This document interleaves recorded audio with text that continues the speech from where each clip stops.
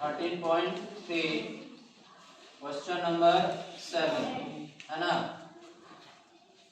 एक जो है शंकु के आकार का जोकर का टोपी है, जोकर की टोपी। बर्थडे वाला टोपी देखा है कि नहीं देखा? इसी शंकु के आकार का होता है और जोकर टोपी भी इसी तरह का होता है। एक शंकु के आकार का जोकर का टोपी है, इसका ये सीधा ऊंचाई हो गया, आर इसका त्रिज्या हो गया, यहां से यहां तक ये त्रिज्या हो गया, इसका तिर्यक ऊंचाई हो गया एल, त्रिज्या दिया हुआ है, त्रिज्या आर बराबर 7 सेंटीमीटर दिया हुआ है, ऊंचाई h बराबर दिया हुआ है 24 सेंटीमीटर। कह रहा है इस तरह के कितनी टोपियां? 10 टोपियां बनाने के लिए कितने गत्ते की आवश्यकता होगी? पहले तो हमको एक टोपी का क्षेत्रफल निकालना पड़ेगा। अब चूंकि ये टोपी है तो इस तरह से पहनते हैं इसको, तो इसका आधार तो खाली रहेगा, वृत्ताकार आधार में कुछ नहीं ना रहेगा, तो इसका कौन सा पृष्ठ निकालना पड़ेगा? वक्र पृष्ठ। कौन सा पृष्ठ? वक्र पृष्ठ। एक टोपी का हम क्षेत्रफल निकालना चाह रहे हैं, वक्र पृष्ठ निकालना चाह रहे हैं, क्योंकि आधार में जो है कोई भी गत्ता यूज नहीं हुआ है, कोई भी मटेरियल आधार में नहीं लगा है इस टोपी का। लेकिन वक्र पृष्ठ निकालने के लिए हम लोग को तिर्यक ऊंचाई चाहिए, और यहाँ पे त्रिज्या और ऊंचाई दिया हुआ है, तिर्यक ऊंचाई दिया हुआ नहीं है। तिर्यक ऊंचाई जो है इसका, तिर्यक ऊंचाई एल ये दिया हुआ नहीं है। तो सबसे पहले हम लोग को शंकु का तिर्यक ऊंचाई निकालना पड़ेगा, क्योंकि एल बराबर H square plus R square over root ये होता है। एल बराबर H square plus R square over root शंकु का तिर्यक ऊंचाई निकालने का ये फॉर्मूला है। अर्थात एल बराबर एच हो गया 24, 24 का स्क्वायर, आर हो गया 7, 7 का क्या स्क्वायर ओवर रूट। अर्थात एल बराबर, जब आप 24 को 24 से गुना करेंगे तो 576 हो जाएगा। गुना करके देख लीजिएगा, गुना आता है कि नहीं आता है? 24 गुना 24 करेंगे 576 प्लस 7 का स्क्वायर 49 ओवर रूट। अर्थात एल बराबर 576 और 49 को जोड़ेंगे 625 हो जाएगा।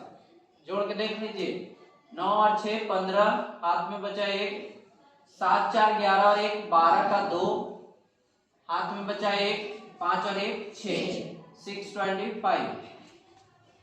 अब इस 625 का गुणनखंड करेंगे, 625 का क्या करेंगे? गुणनखंड। तो ये हो जाएगा 5 का 5, 1 बचा 12 हुआ, 5 दूना 10, 2 बचा 25 हुआ, 5 बचे 25, 5 दूना 10, 2 बचा 25 हुआ, 5 बचे 25 और 5 बचे 25।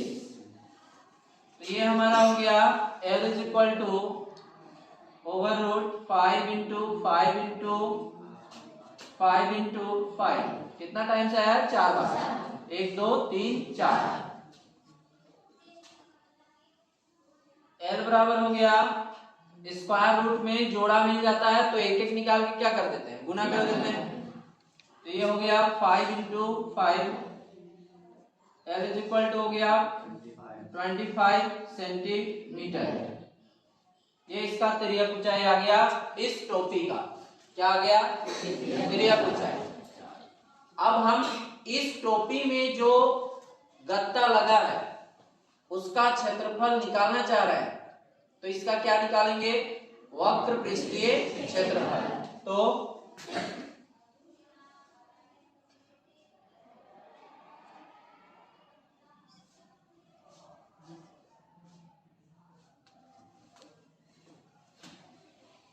टोपी का